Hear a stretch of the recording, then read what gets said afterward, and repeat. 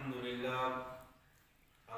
لله وكفى الصلاة والسلام على سيد الرسل وخاتم الأنبياء وعلى آله وأصحابه الأتقياء أما بعد فأعوذ بالله من الشيطان الرجيم بسم الله الرحمن الرحيم والسابقون الأولون من المهاجرين والأنصار والذين اتبعوهم بإحسان رضي الله عنهم ورضوا عنه وأعد لهم جنات تجري تحتها الأنهار خالدين فيها أبدا ذلك الفوز العظيم إن الله وملائكته يصلون على النبي يا أيها الذين آمنوا صلوا عليه وسلموا تسليما اللهم صل على سيدنا ومولانا محمد وعلى آل سيدنا ومولانا محمد وبارك وسلم عليه اللهم لك الحمد كما أنت أهل فصل وسلم على سيدنا محمد صلى الله عليه وسلم كما أنت أهل وافعل بنا ما أنت أهل فإنك أهل التقوى وأهل المغفرة۔ پچھلے جمعہ پر امیر المومنین فاتح قبرص و شام کاتب الرحی حضرت سیدنا امیر معاویہ رضی اللہ تعالیٰ عنہ کے کچھ حالات آپ کے سامنے رکھے تھے کہ رسول اللہ صلی اللہ علیہ وسلم نے ان کو جو اعزاز دیا تھا وہ 4 چیزیں میں نے پچھلے جمعہ پر آپ کے سامنے رکھی تھی، اور حضرت امیر معاویہ رضی اللہ تعالیٰ عنہ کے بارے میں، ان کے اسلام کے بارے میں کہ انہوں نے عمرۃ القضاء سے پہلے اسلام قبول کر لیا تھا، اور وہ مشہور واقعہ کہ جب رسول اللہ صلی اللہ علیہ وسلم عمرہ کے ارادہ سے مدینہ منورہ سے چلے تو حدیبیہ کے مقام پر ان کو مشرکین مکہ نے روک دیا تھا، اور ان کے ساتھ ایک شرط یہ لگی تھی کہ اس سال مسلمان واپس چلے جائے اور اگلے سال آ کر مسلمان عمرہ کریں گے۔ تو جب رسول اللہ صلی اللہ علیہ وسلم دوسرے سال عمرہ کے ارادے سے چلے، اسی کو عمرۃ القضاء کہا جاتا ہے، تو جب آپ نے عمرہ مکمل کیا، عمرہ کر رہے تھے، تو حضرت امیر معاویہ رضی اللہ تعالیٰ عنہ رسول اللہ صلی اللہ علیہ وسلم کی زیارت اور آپ کی ملاقات کے لیے وہاں پر تشریف لائے۔ جب آپ صلی اللہ علیہ وسلم نے عمرہ مکمل کیا تو عمرہ کے بعد بال کاٹے جاتے ہیں، جب مکمل ہو جاتا ہے تو اس کے بعد بال کاٹے جاتے ہیں، تو رسول اللہ صلی اللہ علیہ وسلم نے فرمایا کہ ادعو معاویہ کو بلاؤ۔ جب امیر معاویہ تشریف لائے تو رسول اللہ صلی اللہ علیہ وسلم نے فرمایا کہ کینچی لاؤ اور تم نے میرے بال کاٹنے ہیں۔ اس عمرے کے بعد جو بال کاٹے گئے تھے وہ رسول اللہ صلی اللہ علیہ وسلم کے حضرت امیر معاویہ نے کاٹے۔ آپ کی پوچھیں بھی اور آپ کے ناخن بھی حضرت امیر معاویہ رضی اللہ تعالیٰ عنہ نے اتارے، تو وہ ناخن اور وہ بال امیر معاویہ رضی اللہ تعالیٰ عنہ نے اپنے پاس سنبھال کر رکھے، اور یہ وصیت کی کہ جب میں فوت ہو جاؤں تو میرے مرنے کے بعد یہ بال اور یہ ناخن میری آنکھوں کے اوپر رکھ دینا۔ اس خوشی کے اندر کہ آپ نے یہ خدمت کی، تو رسول اللہ صلی اللہ علیہ وسلم نے اس خوشی کے اندر جو انعام دیا وہ اپنا کرتا آپ کو عطا فرمایا۔ تو وہ کرتا بھی امیر معاویہ رضی اللہ تعالیٰ عنہ نے سنبھال کر رکھا، اور جب انسان فوت ہو جاتا ہے تو اس کو جو کفن دیا جاتا ہے اس کے اندر 2 تو چادریں ہوتی ہیں اور ایک قمیص ہوتی ہے، تو اس قمیص کو حضرت امیر معاویہ رضی اللہ تعالیٰ عنہ نے سنبھال کر رکھا کہ جب میں فوت ہو جاؤں تو یہ قمیص میرے کفن کے اندر میرے ساتھ لگا دینا۔ تو اتنا بڑا اعتماد رسول اللہ صلی اللہ علیہ وسلم کو اس صحابی کے اوپر تھا کہ آپ صلی اللہ علیہ وسلم نے عمرۃ القضاء کے وقت اپنے بال بھی اسی سے کٹوائے، اپنے ناخن بھی اسی سے کٹوائے، اور انعام کے طور پر اپنا کرتا اس صحابی کو عطا فرمایا۔ تو یہ کتنا بڑا اعزاز اور رسول اللہ صلی اللہ علیہ وسلم کا اعتماد تھا امیر معاویہ کے اوپر۔ اور اسی طریقے سے ایک اور اعزاز حضرت امیر معاویہ رضی اللہ تعالیٰ عنہ کو جو ملا کہ ام حبیبہ رسول اللہ صلی اللہ علیہ وسلم کی زوجہ محترمہ ہے اور امت کی ماں ہے۔ ام المومنین سیدہ ام حبیبہ رضی اللہ تعالیٰ عنہ رسول اللہ صلی اللہ علیہ وسلم کی زوجہ محترمہ ہے اور سیدنا امیر معاویہ رضی اللہ تعالیٰ عنہ کی سگی بہن ہے، حضرت ابو سفیان کی بیٹی ہے۔ تو یہ ایک دفعہ گھر کے اندر حضرت ام حبیبہ رضی اللہ تعالیٰ عنہ اور حضرت امیر معاویہ رضی اللہ تعالیٰ عنہ بیٹھے ہوئے تھے اور باتیں کر رہے تھے، ہنس رہے تھے، رسول اللہ صلی اللہ علیہ وسلم دیکھ رہے تھے۔ تو اللہ کے نبی علیہ السلام نے حضرت ام حبیبہ سے پوچھا کہ ام حبیبہ معاویہ کے ساتھ تجھے پیار ہے، تو اس کے ساتھ پیار کرتی ہے؟ تو حضرت ام حبیبہ رضی اللہ تعالیٰ عنہ نے کہا کہ یا رسول اللہ صلی اللہ علیہ وسلم یہ بھائی مجھ کو بڑا پیارا ہے۔ تو نبی پاک نے پوچھا کہ کتنا پیار کرتی ہے؟ تو حضرت ام حبیبہ رضی اللہ تعالیٰ عنہ نے کہا کہ یا رسول اللہ صلی اللہ علیہ وسلم جیسے عام بہن اپنے بھائی کے ساتھ پیار کرتی ہے میں اس سے زیادہ پیار امیر معاویہ کے ساتھ کرتی ہوں۔ تو رسول اللہ صلی اللہ علیہ وسلم نے جواب دیا کہ ام حبیبہ جتنا پیار تجھ کو معاویہ کے ساتھ ہے میں اس سے کئی سے زیادہ معاویہ کے ساتھ پیار کرتا ہوں۔ تو یہ رسول اللہ صلی اللہ علیہ وسلم کا اتنا بڑا اعتماد والا صحابی، ایک تو آپ نے یہ فرمایا کہ میں اس سے زیادہ پیار کرتا ہوں، اور دوسرا آپ صلی اللہ علیہ وسلم نے ایک دعا مانگی اس وقت، فرمایا کہ اے اللہ تو معاویہ کو اتنی قوت عطا فرما کہ معاویہ کے مقابلے کے اندر جو آئے وہ نیست و نابود ہو جائے، اتنی طاقت اور قوت اس کو عطا فرما۔ تو اب رسول اللہ صلی اللہ علیہ وسلم کی اس دعا کو آپ دیکھیے کہ کتنے اعتماد کے ساتھ اس صحابی کے لیے آپ صلی اللہ علیہ وسلم دعا فرما رہے ہیں۔ نبی پاک صلی اللہ علیہ وسلم جب دنیا سے آپ کا وصال ہوا، آپ دنیا سے تشریف لے گئے، تو اس وقت اسلامی حکومت جو تھی، اسلام کا جو جھنڈا تھا، ریاست مدینہ جس کی بنیاد جناب رسول اللہ صلی اللہ علیہ وسلم نے رکھی تھی، یہ 9 لاکھ مربع میل پر اسلام کا جھنڈا لگ چکا تھا جس وقت رسول اللہ صلی اللہ علیہ وسلم دنیا سے تشریف فرما ہوئے۔ آپ کے بعد آپ کے جانشین، آپ کے شاگرد، دیکھو یہ ایک ہم نے اسلام کو محدود کر کے رکھ دیا ہے۔ ہم یہ کہتے ہیں کہ بس اسلام اسی چیز کا نام ہے کہ انسان مسجد کے اندر بیٹھ جائے، نماز پڑھے، ذکر اذکار کرے، یہ تو مذہبی بندہ ہے، اور آگے جو اس لشکر کو اور اس جھنڈے کو آگے لے کر جانا چاہتا ہے، کہتے نہیں سیاسی مولویوں کے ساتھ ہماری نہیں بنتی۔ یہ کنارہ دیا ہے لوگوں کو تاکہ اس مولوی کا ذہن محدود رہے، یہ اس مسجد سے باہر نکلنے کی بات ہی نہ کرے۔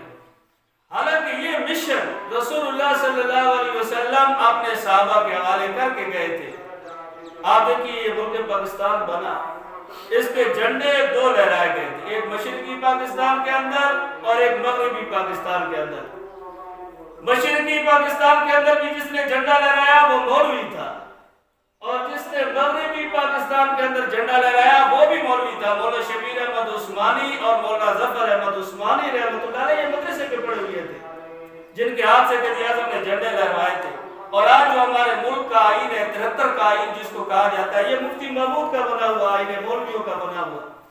آج ہمیں یہ ایک سوچ دی جاتی ہے نا کہ ان کو بس مسجد تک محدود رکھ دو تاکہ باقی کسی معاملات کے اندر یہ دخل اندازی نہ کرے، اور جس جگہ دخل اندازی نہیں ہوتی آپ دیکھ لیں وہاں پر اسلام کو بالکل ختم کرنے کی سازشیں ہو چکی ہے، اور جس جگہ تھوڑا مذہبی طبقہ حرکت کے اندر ہے، ان کی سیاست کے اوپر بھی نظر ہے، تو وہاں پر حکمران تھوڑا ان سے دب کر رہتا ہے کہ پتہ ہے کہ یہ آگے سمجھنے والا، جاننے والا، اور یہ اسمبلی کے اندر بیٹھا ہوا آدمی ہے، یہ اس چیز کو سمجھتا ہے۔ اور یہ ایک مشن تھا جو رسول اللہ صلی اللہ علیہ وسلم نے اپنے شاگردوں کے حوالے کیا۔ آپ کے جانشین، آپ کے شاگرد سیدنا ابوبکر صدیق رضی اللہ تعالیٰ عنہ جب آپ کے کندھوں کے اوپر یہ بار ہے تو آپ نے یہ نہیں کہا کہ بس 9 لاکھ مربع میل پر اسلام پہنچ چکا ہے، اب بیٹھ کر اسی جگہ اپنا کام کرو، اسی جگہ اپنی خلافت مضبوط کرو۔ آپ نے اس راستے کو آگے کیا، اس جھنڈے کو آگے پھیلایا، اور آپ کی حکومت رہی ہے 2 سال 6 مہینے حضرت ابو بکر صدیق رضی اللہ تعالیٰ عنہ کی حکومت کا زمانہ ہے 2 سال 6 مہینے. آپ نے اس کے اندر 9 لاکھ مربع میل سے آگے اسلامی جھنڈے کو لیا اور 11 لاکھ مربع میل پر اس اسلامی جھنڈے کو گاڑا. 2 لاکھ مربع میل آپ نے 2.25 سال کے اندر اس جھنڈے کو آگے کیا، اپنی حکومت کو آگے پھیلایا. جب حضرت ابو بکر صدیق رضی اللہ تعالیٰ عنہ ان کا وصال ہو گیا،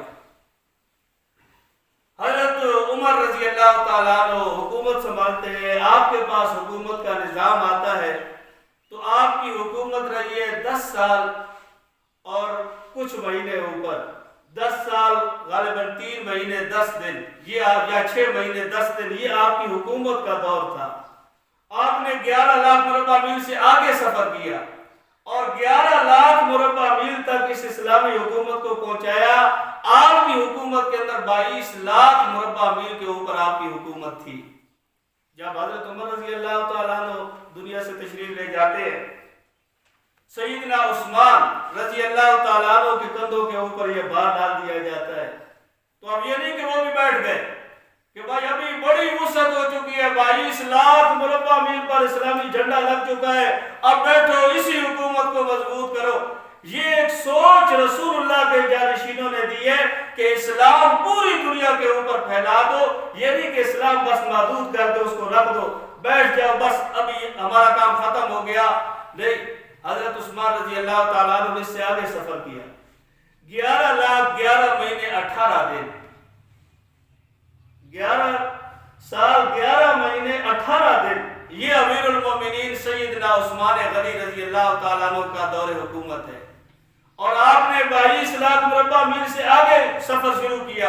44 لاکھ مربع میل تک حضرت عثمان رضی اللہ تعالیٰ عنہ نے اسلامی حکومت پہنچائی اور اسلام کے جھنڈے گاڑے. جب حضرت عثمان غنی رضی اللہ تعالیٰ عنہ کا وصال ہوا، آپ شہید ہوئے، دنیا سے آپ پردہ فرما گئے، تو یہ بات سیدنا علی المرتضی رضی اللہ تعالیٰ عنہ کے کندھوں کے اوپر آیا. 5 سال آپ کی حکومت تھی، حضرت علی رضی اللہ تعالیٰ عنہ کی 5 سال حکومت. لیکن اس دور کے اندر کوئی فتوحات زیادہ نہ ہو سکی. اس کے اندر ایک مسئلہ اٹھا تھا، اور مسئلہ بھی کوئی غیر شرعی ایسا کوئی مسئلہ نہیں تھا کہ جس کے اوپر اسلام اور کفر کے فتوے شروع ہو جاتے. مسئلہ یہ تھا قصاص عثمان کا. حضرت عثمان رضی اللہ تعالیٰ عنہ کے قاتلوں کا ان کا قصاص کا مسئلہ تھا کہ ان کو لایا جائے اور ان کو قتل کیا جائے. اب یہ قصاص لینا تھا جس کے اندر مسلمانوں کے اندر تھوڑی تفریق ہو گئی، آپس کے اندر تھوڑا جنگ و جدال کا ماحول بن گیا، جنگیں شروع ہو گئی، آپس کے اندر لڑائیاں شروع ہو گئی. اور آج اس کو تاریخ بڑا عجیب لکھتی ہے نا، بڑا بنا کر لکھتی ہے. اور اللہ معاف کرے ہمارے مسلمان طبقہ وہ بھی غیروں کی باتوں کے اندر آ کر اس مسئلے کو بڑا اچھالتے ہیں. دیکھیں کہ امیر معاویہ اور حضرت علی رضی اللہ تعالیٰ عنہ نے جنگیں لڑی. حالانکہ یہ بات ذہن کے اندر رکھو، قرآن مجید کے اندر اللہ تعالیٰ نے جو صحابہ اکرام کی صفت بیان کی ہے نا کہ رحماء بینہم، یہ صحابہ آپس کے اندر بڑے رحم دل ہیں، آپس کے اندر ان کی کوئی ناراضگی نہیں ہے، رحم دل ہے آپس کے اندر. اشداء علی الکفار، کافروں پر بڑے باری ہیں، بڑے سخت ہیں. جتنے بھی صحابہ تھے رسول اللہ صلی اللہ علیہ وسلم کے جو تربیت یافتہ تھے، آپس کے اندر بڑا پیار تھا، آپس کے اندر رحمدلی کا معاملہ تھا، لیکن کافروں کے بارے میں بڑے سخت تھے. اور یہی کافر بھی صحابہ پر اس انداز سے وار کرتا ہے کہ ان کو آپس کے اندر ٹکراؤ، آپس کے اندر ان کو لڑاؤ. اور اس طریقے سے مسلمان کے ذہن کے اندر بھی یہ بات بھی آپس کے اندر ان کی لڑائی ہوئی تھی. حالانکہ ایک تو قرآن نے مسئلہ حل کر دیا کہ آپس کے اندر ان کی کوئی ذاتی لڑائی نہیں تھی، جس کے بارے میں لوگ کہتے ہیں کہ امیر معاویہ حکومت کے طلبگار تھے. حالانکہ میں نے پچھلے جمعہ پر آپ کو رسول اللہ صلی اللہ علیہ وسلم کی ایک دعا بتلائی تھی جو امیر معاویہ کو کہا تھا کہ اللہ تعالیٰ تجھے حکومت دے. حکومت کی بشارت اس وقت مل رہی تھی.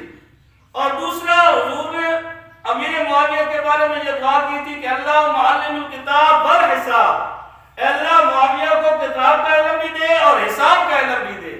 اب کتاب تو تھی یہ قرآن پاک، اس کی کتابت تو وہ خود کر رہے تھے، آگے پڑھا رہے تھے، حدیث ان کا مشغلہ تھا، وہ حدیث سیکھ رہے تھے. حساب کا کیا مقصد ہے؟ جو رسول اللہ صلی اللہ علیہ وسلم نے ان کے بارے میں دعا کی ہے کہ یا اللہ ان کو حساب کا علم بھی دے. اب حساب اس چیز کا ہے کہ جب کسی کے پاس کوئی اختیار ہوگا تو وہ حساب کتاب کرے گا. یہ بھی بشارت تھی. اس کے اوپر بھی محدثین یہ کہتے ہیں کہ اشارہ حضرت امیر معاویہ کی حکومت کی طرف تھا کہ اللہ معاویہ کو حکومت عطا کر. اسی طریقے سے نبی پاک صلی اللہ علیہ وسلم نے دعا کی کہ یا اللہ معاویہ کو ہادی بنا، مہدی بنا اور اس کے ذریعے لوگوں کو ہدایت دے. یہ ساری وہ بشارتیں تھیں جو رسول اللہ صلی اللہ علیہ وسلم اپنے دور کے اندر دے چکے تھے. اور ایک پیشین گوئی، ایک بشارت تھی نبی پاک صلی اللہ علیہ وسلم کی. دیکھو مسلمانوں کا یہ عقیدہ ہے کہ رسول اللہ صلی اللہ علیہ وسلم کی زبان مبارک سے جو الفاظ نکلے وہ سچے. ان کے اندر جھوٹ تو دور کی بات، جھوٹ کا شبہ بھی کوئی نہیں کر سکتا. آپ کی پیشین گوئیاں جس کو پیشین گوئی کہا جاتا ہے. حضرت حسن رضی اللہ تعالیٰ عنہ حضور کے پاس تشریف لائے. حضرت حسن بچپن کے اندر چھوٹے تھے تو نبی پاک صلی اللہ علیہ وسلم نے ان کو دیکھ کر فرمایا کہ میرا یہ جو بیٹا ہے یہ دو مسلمان گروہوں کے درمیان صلح کرائے گا. اب حسن چھوٹے ہیں، ابھی تک رسول اللہ صلی اللہ علیہ وسلم موجود ہے اور آپ یہ پیشین گوئی کر رہے ہیں کہ دو مسلمان گروہوں کے درمیان میرا یہ بیٹا صلح کرائے گا. تو اب مسلمانوں سوچو یہ پیشین گوئی کب پوری ہوتی؟ کوئی آپس کے اندر بات بنتی، کوئی ناچاکی ہوتی تو پھر تو دو مسلمانوں گروہوں کے درمیان صلح کرنے کا حق اس حسن کے پاس تھا. اگر صلح کی کوئی صورت ہی نہ بنتی، یہ ناچاکی نہ بنتی، آپ تو پیشین گوئی پہلے کر چکے ہیں. تو یہ تو آپ کی ختم نبوت کے اوپر ایک واضح دلیل تھی کہ رسول اللہ صلی اللہ علیہ وسلم نے پہلے یہ بشارت دی تھی. اب مسلمان کے ذہن کے اندر یہ بشارت موجود ہوگا تو وہ کبھی بھی امیر معاویہ اور حضرت علی رضی اللہ تعالیٰ عنہ کے بارے میں اختلاف کا شکار نہیں ہوگا. کیونکہ ہمارے نبی نے پہلے یہ پیشین گوئی کر دی ہے کہ میرا یہ بیٹا دو مسلمان گروہوں کے درمیان صلح کرائے گا. اب یہ پیشین گوئی پوری ہونی تھی تو حضرت علی رضی اللہ تعالیٰ عنہ کی حکومت رہی 5 سال. 5 سال کے بعد حضرت حسن رضی اللہ تعالیٰ عنہ نے اس حکومت کو سنبھالا. 6 مہینے آپ کی حکومت رہی. 6 مہینے کے بعد آپ نے امیر معاویہ رضی اللہ تعالیٰ عنہ کے ہاتھ کے اوپر بیعت کی اور حضرت امیر معاویہ کی فوج کے اندر داخل ہو گئے. حضرت حسن نے بھی اور حضرت حسین رضی اللہ تعالیٰ عنہ نے بھی. اب حضرت حسین رضی اللہ تعالیٰ عنہ کو کوفیوں نے بڑا ورگلایا تھا کہ تم معاویہ کی بیعت چھوڑ دو، اس بیعت کو ختم کر دو. لیکن حضرت حسین رضی اللہ تعالیٰ عنہ ڈٹے رہے اور انہوں نے فرمایا میں نے بیعت کر دی ہے، اب اس بیعت کو نہیں توڑتا. حضرت حسین دمشق کے اندر حضرت امیر معاویہ رضی اللہ تعالیٰ عنہ کے پاس تشریف لے گئے. آپ خطبہ دے رہے تھے. حضرت حسین رضی اللہ تعالیٰ عنہ نے کہا کہ آل محمد کے اوپر اللہ کی رحمت ہو. آپ نے دعائیہ جملہ کہا اور فرمایا کہ جو بندہ بھی کلمہ توحید پڑھتا ہے ایک نہ ایک دن وہ ضرور جنت کے اندر داخل ہو جائے گا. تو حضرت امیر معاویہ رضی اللہ تعالیٰ عنہ نے پوچھا کہ بھتیجے آل محمد سے کیا مراد ہے؟ تو جو آل محمد کو دعائیہ کلمہ کہا ہے تو آل محمد کہتے کس کو ہے؟ تو حضرت حسین کا جواب سننا. حضرت حسین رضی اللہ تعالیٰ نے فرمایا کہ ہر وہ بندہ آل محمد ہے جو حضرت ابوبکر، حضرت عمر، حضرت عثمان اور حضرت امیر معاویہ کو مانتا ہے. یہ جملہ ہے حضرت حسین کا کہ جو ان کو مانتا ہے وہ آل محمد ہے، وہ محمد رسول اللہ صلی اللہ علیہ وسلم کے طریقے پر چل رہا ہے. اب 44 لاکھ مربع میل پر حکومت حضرت عثمان کے دور کے اندر پہنچ چکی تھی. اس سے آگے امیر معاویہ نے اب سفر شروع کیا. آپ کی حکومت تھی 19 سال، کچھ دن اوپر نیچے 19 سال آپ کی حکومت تھی اور 22 سال آپ نے گورنری کی ہے. اس بندے کی حکومت دیکھو جس کو رسول اللہ کی دعائیں لگے، دنیا والوں کی نظریں یا دنیا والوں کے جملے اس ہستی پر کوئی اثر نہیں کرتے جس کو اللہ نے اتنا اونچا بنا دیا ہو. اور پھر آپ کو میں ایک بات بتلاؤں کہ یہ جو اعمال لگیں گے، اعمال کا ترازو لگے گا، اعمال تلیں گے، یہ میرے اور آپ کے عمل ہوں گے. امت کے اعمال کا وزن کیا جائے گا، اعمال کا ترازو لگے گا، ہمارے وزن اعمال کا وزن کیا جائے گا. لیکن صحابہ اکرام کے بارے میں امت کی ایک متفقہ بات ہے کہ صحابہ اکرام اس سے بری. ان کا اسلام کے اوپر اتنا کچھ لگ چکا ہے کہ اللہ تعالیٰ نے دنیا کے اندر ان کو فرما دیا کہ والسابقون، جو میں نے آیت پڑھی نا کہ والسابقون الاولون من المہاجرین والانصار والذین اتبعوهم باحسان رضی اللہ عنہم ورضوا عنہ، یہ صحابہ کے سارے طبقات کو شامل ہے۔ سابقون الاولون، پہلے اسلام کے اندر آ گئے، پھر کوئی جنگ بدر کے اندر آیا، پھر کوئی فتح مکہ کے موقع پر آ گیا، یہ جتنی بھی صحابہ کی جماعت ہے یہ ساری اللہ تعالیٰ فرماتے کہ رضی اللہ عنہ، ان سب کے اوپر میں راضی ہو گیا، یہ جنتی جماعت ہے، ان کا کوئی حساب کتاب نہیں۔ حساب کتاب ہوگا ہمارا، ہم جو دنیا کے اندر رہ رہے ہیں نا، ہمارے اعمال کو تولا جائے گا۔ تو اب ان کی حکومت جب ان کے کندھوں پر آئی، 44 لاکھ مربع میل سے انہوں نے آگے کام شروع کیا اور انہوں نے 64,65,000 مربع میل پر امیر معاویہ نے اسلام کا پرچم لہرایا ہے۔ 64,65,000 مربع میل، کہنا آسان ہے۔ حضرت امیر معاویہ کی حکومت تھی، عرب کے اوپر تو تھی ہی تھی، پورے حجاز کے اوپر، آپ ہندوستان جو آپ کا تھا اس پورے پر حکومت امیر معاویہ کی رہی ہے۔ روس کے اوپر حکومت امیر معاویہ کی رہی ہے، افغانستان کے اوپر حکومت امیر معاویہ کی رہی ہے، یعنی یہ جتنے بھی حجاز کے بڑے بڑے علاقے تھے ان سب کے اوپر حکومت امیر معاویہ کی تھی۔ اور اتنا عادل حکمران کہ غریبوں کو اپنے ساتھ دسترخوان پر، آج جو کہتے ہیں نا کہ امیر معاویہ بڑی ریشم کے لباس پہنا کرتا تھا، اس طریقے سے رہتا تھا، بڑی چھاٹ پاٹ کی زندگی گزارتا تھا، امیر معاویہ حکومت کے اندر آ کر غریبوں کو اپنے ساتھ دسترخوان پر بٹھایا کرتا تھا۔ امام اوزاعی کے ایک استاد ہے شیخ یونس، وہ فرماتے ہیں کہ میں نے امیر معاویہ کو دیکھا دمشق کی جامع مسجد کے اندر خطبہ دے رہا ہے۔ آج تو آج سارے جمعے کے دن آپ نئے کپڑے پہن کر آئے ہو، یہ 64,65,000 مربع میل کا حاکم ہے امیر معاویہ۔ اور شیخ یونس فرماتے ہیں میں نے خطبے کے دوران امیر معاویہ کو دیکھا کہ پرانا ایک پوشیدہ لباس پہنا ہوا ہے جس کا یہ گریبان بھی پھٹا ہوا تھا۔